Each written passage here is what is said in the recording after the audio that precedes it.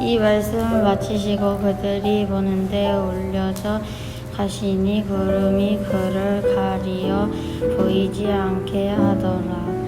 올라가실 때에 제자들이 자세히 하늘을 쳐다보고 있는데 흰 옷 입은 두 사람이 그들 곁에 서서 이르되 갈릴리 사람들아 어찌하여 서서 하늘을 쳐다보느냐.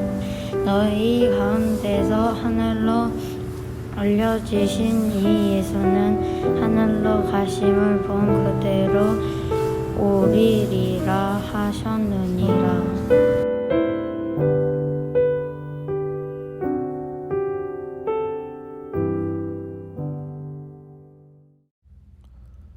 좋은 아침입니다.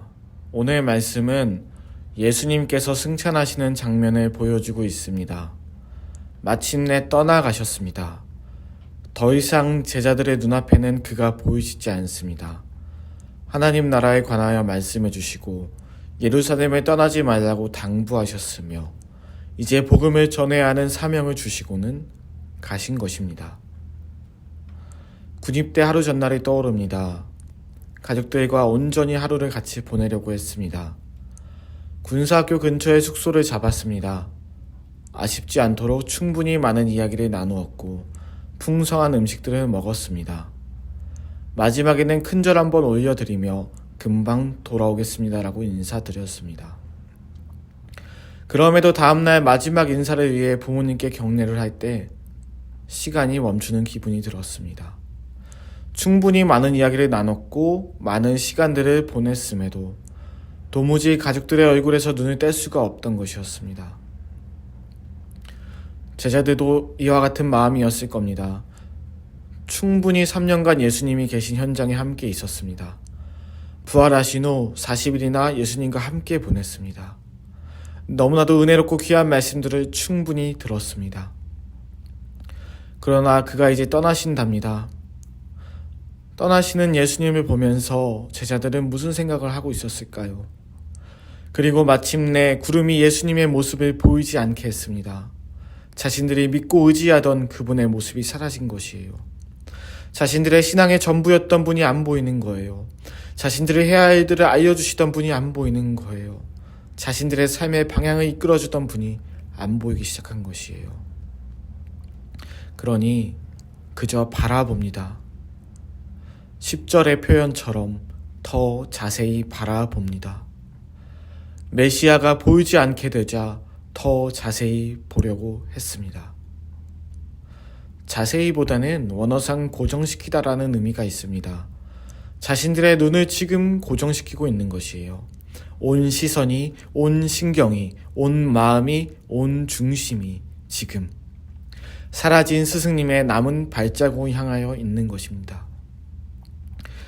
제가 카메라는 잘 모르지만 그럼에도 제가 좋아하는 촬영 기법이 있습니다. 아웃포커싱이라는 기법입니다. 촬영하게 될 피사체를 선택하면 피사체 주변은 블러 처리가 되어 흐리게 보입니다. 오직 피사체만 맑게 보여요. 그래서 주변이 흐리다 보니 이전보다 훨씬 더 피사체에 집중하게 되는 효과를 줍니다. 제자들의 상황이 딱 이 상황이었습니다. 스승님만을 따르며 살아왔기에 스승님이 사라진 지금 아마 방향을 잃어버린 기분이었을 거예요. 이제는 어떻게 하지? 막막하기도 했을 겁니다. 그냥 다시 와주시면 안 되나? 라는 생각도 들었겠지요. 그런데요. 그러다 보니 제자들은 자신들의 곁에 서 있는 이들은 보지 못했습니다.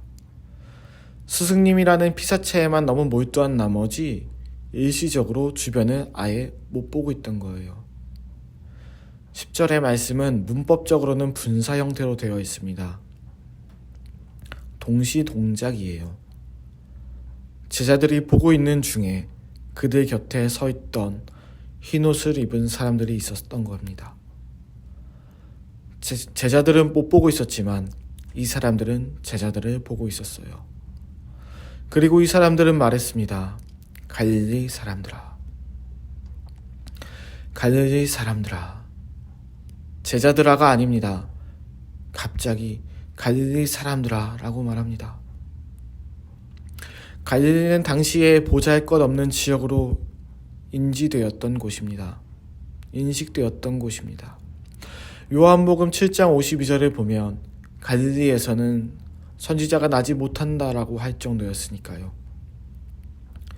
갈릴리 사람들아 라는 말은 이렇게 바꿔볼 수도 있어요. 보잘것없는 지역의 사람들아.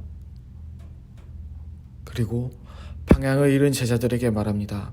어찌하여 너희는 서서 하늘을 쳐다만 보고 있느냐? 왜 거기에만 집중하느라 다른 것을 못 보고 있느냐? 예수님은 너희가 본 그대로 오실 거야. 흰옷을 입은 사람들이 했던 말을 주목해 보겠습니다. 왜 보고만 있느냐와 다시 오실 거야. 이 사이에 이런 말이 있어요. 너희 가운데서 하늘로 올려지신 예수. 이것이 힌트입니다. 너희가 본 예수님은 올려지신 분이라는 거예요. 9절에도 이와 같이 나와요. 예수님께서 올려지실 때라고.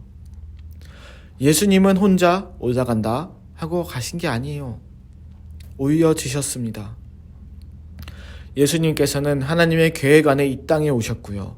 올라가시는 것조차도 하나님의 약속 안에 올려지신 것입니다. 그러니 흰옷을 입은 사람들의 말을 이렇게 정리해 볼 수도 있습니다. 왜 너희는 보고만 있는 것이니? 하나님의 약속대로 진행되고 있는데 왜 그러고 있니? 왜 아쉬워만 하고 있니? 왜 방향을 잃었다고 생각하니? 라는 겁니다. 갈릴리 사람들아, 예수님께서는 그럼에도 너희를 제자라고 불러주셨단다. 하나님의 약속 안에 다시 오실 것이란다. 40일간 너희와 함께 계시며 하셨던 말씀들이 있잖니.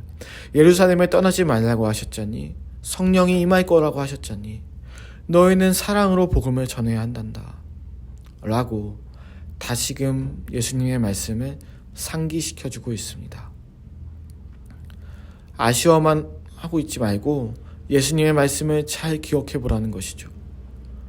떠난 예수님에만 집중하다 오실 예수님을 불저처리하지 말라는 거예요. 떠난 예수님만 자세히 보지 말고 오실 예수님도 자세히 보라는 거죠. 오실 예수님을 자세히 보라는 것은 무엇입니까? 가신 예수님으로부터 오실 예수님이라는 이 기간, 이 크로노스 동안 해야 할 일을 하라는 거예요. 가신 예수님만 보지 말고 오실 예수님을 맞이할 지금, 오늘, 현재를 보라는 겁니다. 갈릴리, 이 보잘것없는 동네 사람들에게 예수님께서는 찾아가셨어요. 말씀을 알려주셨어요. 다시 오겠다고 약속을 해주셨어요. 우리도 마찬가지입니다. 시공간, 한정된 환경 속에 살고 있는 삶의 인간입니다. 죄로 인해서 고통과 슬픔이 있습니다. 작은 바이러스 하나를 지금 몇 년째 못 잡아서 많은 사람들이 힘들어하고 그 사람들 돕는 손길들도 지쳐 있습니다. 이러한 인간의 삶에 예수님께서는 찾아오셨어요. 예수님을 믿을 수 있는 기회를 하나님께서는 주셨어요. 그리고 이제는 예수님의 말씀을 알 수 있고 예수님의 약속을 기대하며 살 수 있게 되었어요. 그러니 우리는 오실 예수님을 기대하며 오늘의 하루를, 이 크로노스의 일부를 또 채워가는 겁니다. 우리가 오늘 말씀 앞에 나온 이유, 기도하며 하루를 시작하는 이유, 그것은 다시 오실 예수님을 기대하는 우리가 동시에 기억해야 할 예수님의 제자로서의 삶이 있기 때문입니다. 오늘도 이 말씀을 가지고 평안한 하루를 보내시길 기도합니다. 기도하겠습니다. 예수님, 제자들은요, 예수님이 떠나셨을 때 예수님만 봤어요. 분명 예수님께서는 다시 온다고 말씀하시고 해야 할 일들을 다 말씀해 주셨는데도 막상 예수님이 떠나니까요, 예수님만 더 봤어요. 온 시선을 거기에만 두었습니다. 그러자 예수님께서는 천사들을 보내서 예수님의 말씀을 다시 상기시켜 주셨어요. 이제 해야 될 일들을 하라는 것이었습니다. 예수님, 우리도 마찬가지입니다. 예수님의 말씀, 복음을 믿습니다. 살다 보면 우리의 시선을 참 별거 아닐 수 있는 것에 둘 때가 많습니다. 우리의 시선을 하나님께 두기 원합니다.